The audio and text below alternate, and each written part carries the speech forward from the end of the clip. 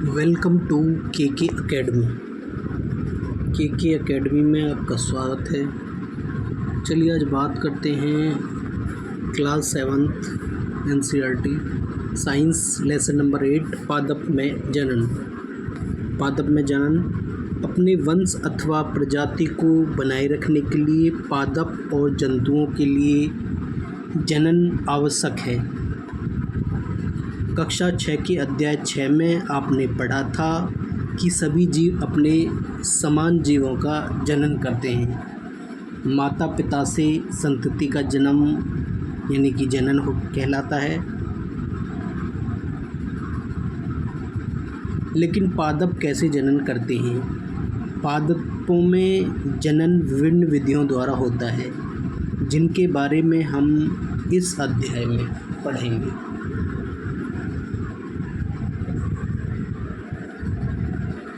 जनन की पद्धतियाँ।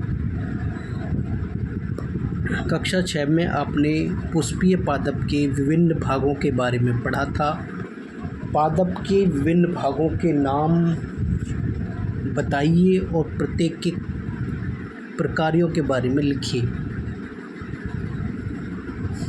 अधिकांश पादपों में मूल, तना और पत्तियां होती हैं। ये पादप के कायिक अंग कहलाते हैं। वृद्धि की निश्चित अवधि के बाद अधिकांश पादपों में पुष्प निकलते हैं। आपने बसंत ऋतु में आम के वृक्षों को पुष्पित होते देखा होगा। यही पुष्प बाद में आम के उन रसीले फलों को निर्मित करते हैं जिनका आनंद हम गर्मियों में उठाते हैं। हम फलों को खाते हैं और सामान्यतः बीजों को फेंक देते हैं।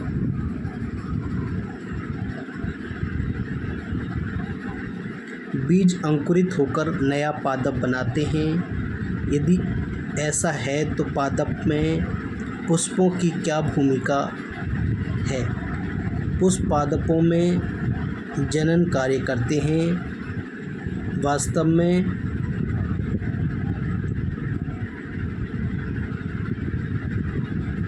पुष्प पादप के जनन अंग होते हैं।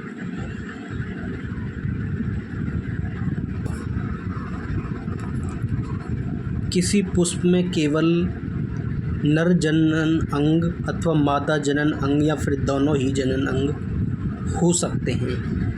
पादप अनेक विधियों द्वारा अपनी संतति उत्पन्न करते हैं। इनमें जनन दो प्रकार से होता है। पहला है अलैंगिक जनन और दूसरा है लैंगिक जनन। अलैंगिक जनन में पादप बिना बीजों के ही नए पादप को उत्पन्न कर सकते हैं,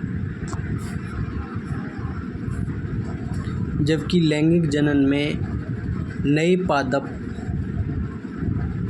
बीजों से प्राप्त होते हैं।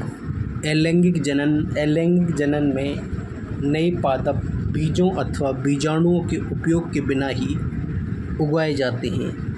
पहली यह समझती थी कि नए पादप सदैव बीजों से ही उगते हैं, लेकिन उसने कभी गन्ना, आलू और गुलाब के बीज नहीं देखे थे। वे जानना चाहती है कि ये पादप जनन कैसे करते हैं। कायिक प्रवर्धन। यह एक प्रकार का अलैंगिक जनन है जिसमें पादप के मूल, तने, पत्ती अथवा कली यानी कि मुकुल जैसे किसी कायिक अंग द्वारा नया पादप प्राप्त किया जाता है। चूँकि जनन पादप के कायिक भागों में से होता है, अतः इसे कायिक प्रवर्धन कहते हैं। क्रियाकलाप 8.1। गुलाब अथवा चंपा के पौधों की एक शाखा को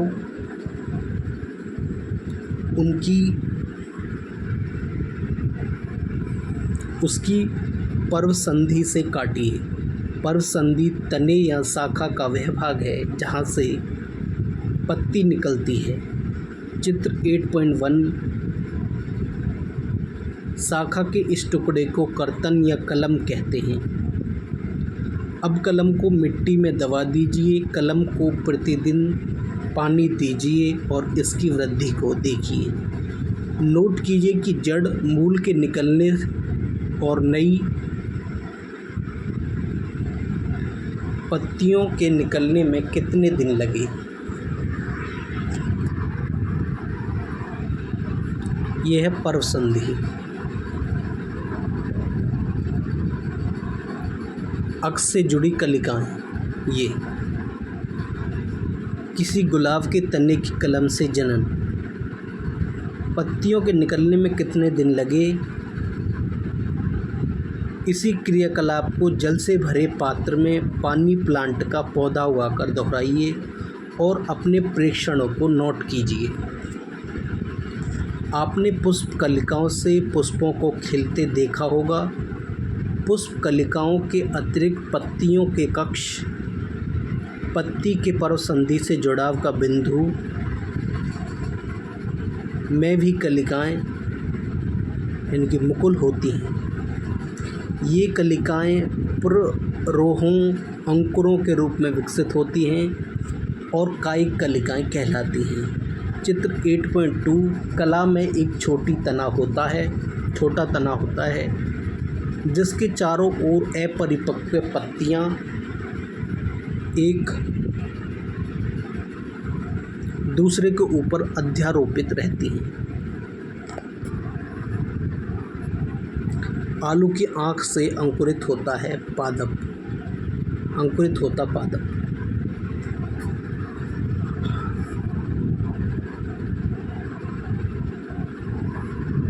कायिक कलिकाएं भी नए पादप को जन्म दे सकती हैं। क्रियाकलाप 8.2 एक ताज़ा आलू लीजिए। आवर्धक लेंस की सहायता से इस पर पड़े छद चिन्हों को देखिए।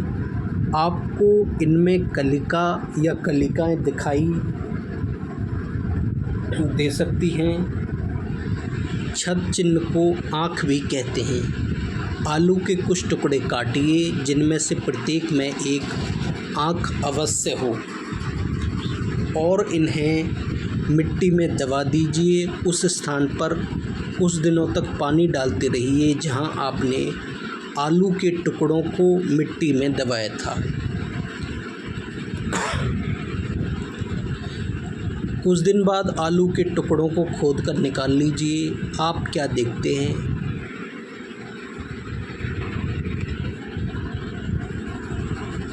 इस प्रकार आप अदरक अथवा हल्दी भी उगा सकते हैं। चित्र 8.3 अदरक का एक टुकड़ा जिसमें से नए पादप अंकुरित हो रहे हैं।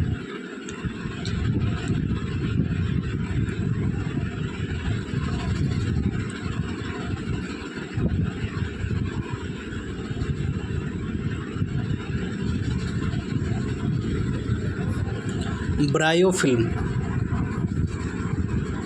पत्थर चट्टान में पत्ती के किनारे के गर्त में कलिकाएं होती हैं। चित्र 8.4 यदि इस पादप की पत्तियां आर्द्र मृदा में गिर जाएं तो प्रत्येक कलिका मुकुल नए पादप को जन्म दे सकती है।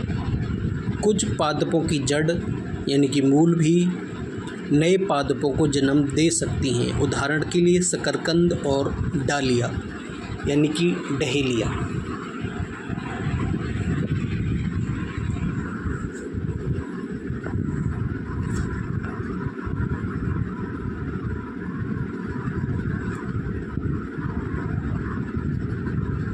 ब्रायोफिल्म की पत्ती जिसके किनारे पर कलिकाएं होती हैं, नए पादप।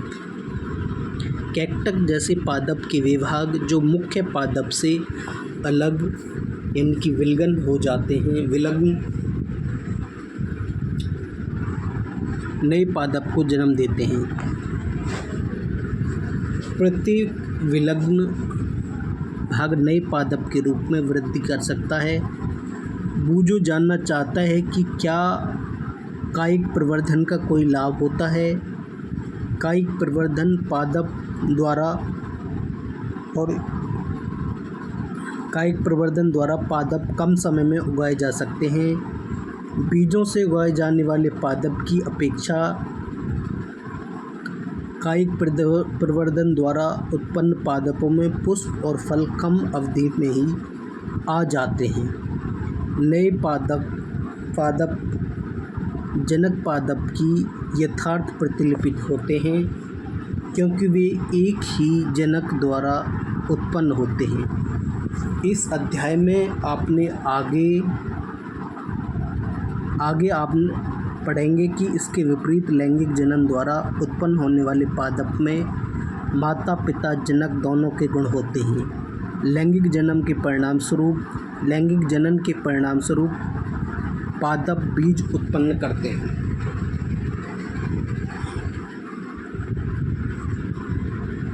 मुकुलन, आपने पहले यीस्ट के बारे में पढ़ा है, जिसे केवल सूक्ष्मदर्शी द्वारा ही देखा जा सकता है। इनके लिए यदि पर्याप्त पोषण उपलब्ध हो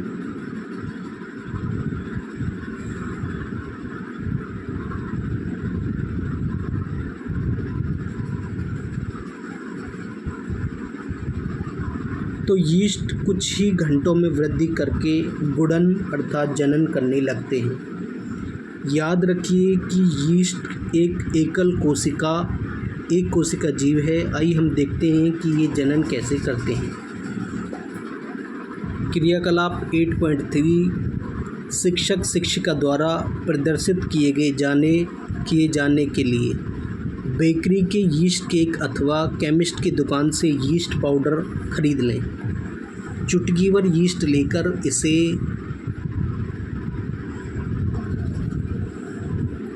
किसी ऐसे पात्र में रखें जिसमें कुछ जल हो। इसमें 1 चम्मच शक्कर डालकर इसे जल में घोल लें। अब उस पात्र को किसी कमरे के गर्म भाग में रखें। 1 घंटे के पश्चात इस द्रव की 1 बूंद कांच की स्लाइड पट्टी पर रखकर सूक्ष्मदर्शी में देखें। आपको क्या दिखाई देता है? आप नई यीस्ट कोशिकाओं को देख सकते हैं। चित्र 8.5 यीस्ट में मुकुलन द्वारा जनन। यीस्ट कोशिका विकसित द्वारा मुकुलन, नवीन मुकुल श्रृंखला। यीस्ट कोशिकाओं से बाहर निकलने वाला छोटे बल्ब जैसा प्रवर्ध मुकुल या कली कहलाता है। मुकुल क्रमशः वृद्धि करता है और जनक कोशिका से विलग होकर नई यीस्ट कोशिका बनाता है। नई यीस्ट कोशिका विकसित होकर परिपक्व हो जाती है और फिर नई यीस्ट कोशिकाएं बनाती हैं। कभी कभी नवीन मुकुल से नए मुकुल विकसित हो जाते हैं, जिसमें एक मुकुल श्रृंखला बन जाती है। यदि यह प्रक्रम चलता रहे तो कुछ ही समय में बहुत अधिक संख्या में यीस्ट कोशिकाएं बन जाती हैं। Thank you for watching this video. Please do like, comment, share and subscribe the YouTube channel.